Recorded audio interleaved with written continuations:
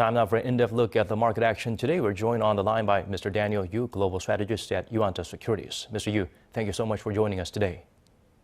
Good afternoon. Well, let's start with the U.S. The S&P and the Nasdaq inched up. The Dow shed some points. Investors are probably trying to react to high inflation data. What's the story in the global markets? Yes, on Thursday, U.S. market recovered slightly, but still, nevertheless, it is lacking the direction. If you look at the S&P, it was up 0.1%. Nasdaq was up 0.5%, but Dow Jones was down by about 0.4% on back of the weak Disney's performance data release. Overall, if you look at the inflationary numbers, we are seeing record high levels since 1990s. So that is concerning the overall investors that the Fed might be raising interest rate faster than expected. That is putting pressure for the overall market. However, though, long-term interest rates are not rising that rapidly, and therefore we are seeing interest towards the growth stocks, including the U.S. Nasdaq-related companies, particularly on the semiconductor side and the alternative energy side. So clearly, a lot of investors are quite still interested in the electric cars and the growth stocks, and that's the reason why the rebound is happening in regards to Nasdaq. All in all, people are still trying to absorb this news of the inflationary pressure and that it might last for a longer period of time, that the Fed might be raising interest rate faster than expected. Now, turning to the local stock market, there's been recent decoupling from Wall Street, and we started with some uptick in the benchmark index along with the tech-heavy KOSDAQ. Do share with us your overall analysis. Yes, if you look at the KOSPI and KOSDAQ, finally it has recovered quite nicely and moving in line with the U.S. market. Pretty much in the past, it's been decoupling from the U.S. market as the KOSPI is down from the beginning of the year till now. But we saw quite a strong recovery happening today, where KOSPI was up 1.5% and KOSDAQ was up 1.65%. Main reason for this kind of recovery is happening because we have seen quite significant amount of foreign investors coming back to the buying the Korean KOSPI market. Foreigners net buying was about 427 billion won, and also domestic institutions were the major buyer as well, buying 594 billion or so, whereas the retail investors are the one that's selling the most by about trillion won. I think this trend is positive news because in the past, as the market continues to go down, retail investors are ones that supported the market, and that caused a continuation of decline. But now the foreign investors coming back, institutional investors buying back, and currency is appreciating. We saw the currency appreciating to about 1177 territories after rising well close to 1190 territories. So appreciation of Korean won and foreign investors net buying is supporting this market. We have to also see how the fundamentals are changing. We think that the fundamentals for Korean companies are still quite strong. With the current recovery that you are seeing on a global scale. And that's the reason why the inflation pressures are very high for global economy, and that is taken as positive news for the global economic recovery.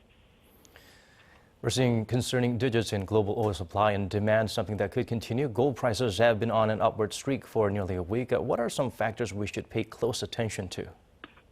Right. I think that in terms of the oil prices, yes, the demand is quite strong, but I think that the reason why the prices were so high is because of the supply constraint. There's continuation of who's going to put additional liquidity or additional supply into the system between OPEC versus the shale gas of U.S.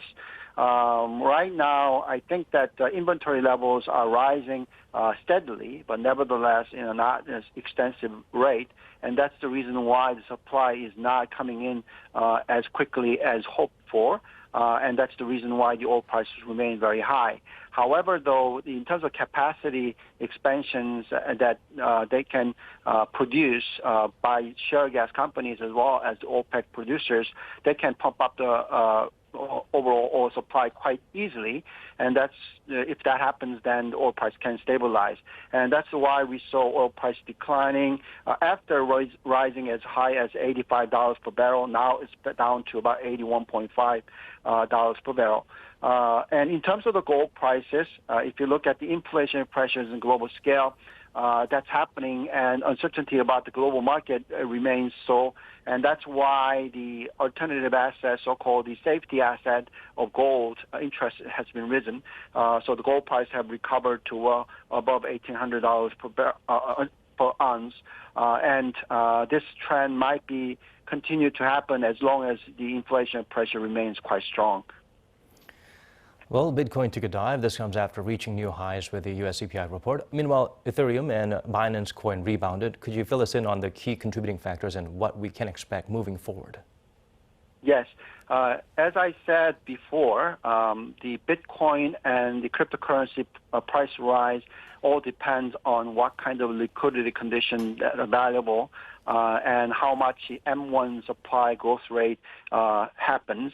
And as you know, the U.S. M1 growth rate remains to be well above 16% plus level. And if that continues to happen, then the value of currency goes down, and interest for the alternative asset rise, and therefore the cryptocurrency interest rises. And we've seen that kind of money flow to these cryptocurrencies, particularly Bitcoin and Ethereum. And the prices has hit the record high level of close to $69,000, but has come down quite significantly, as if you look at the centralized exchanges, they offer Bitcoin futures liquidating roughly about 133 million in long positions. As you know, we already have the Bitcoin-related ETFs listed in the U.S., so obviously the trading volume rises, and that resulting into some of the correction that we saw so far. However, though, we don't think that we have seen the peak of these Bitcoin or the Ethereum prices in the future because there's continuation of interest happening and a continuation of fourth industrial revolution happening, and the online transaction is increasing. All in all, we think that the more of institutional interest remains to be very high for the cryptocurrencies. We think that these prices can go up even further. So I think that what will happen in the short term is not going to be long lasting, and we think that the price remains to be quite strong in the future. All right, Mr. Daniel, thank you for providing us with your insights. We appreciate it. Thank you very much.